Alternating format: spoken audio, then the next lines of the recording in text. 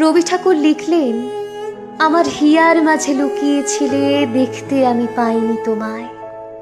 মানুষ আসলেই খুব আনপ্রেডিক্টেবল একটি প্রাণী। সুতোর মতো জট পাকিয়ে যাওয়া, কুয়াশার মতো অধরা, ধাঁধার মতো পেঁচালো।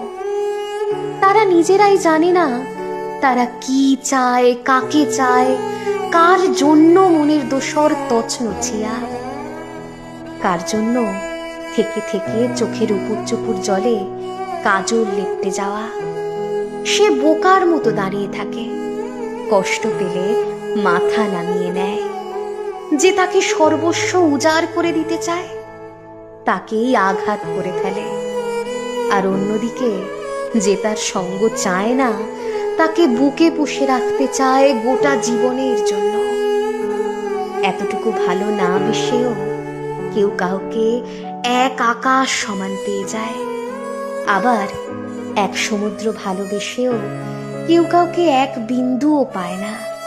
মানুষ জানে না কোথায় থামতে হবে, কতটা অপেক্ষা করতে হবে, ঠিক কখন কারো বুকে মাথা রেখে মিথ্যে কথা বলা যাবে না।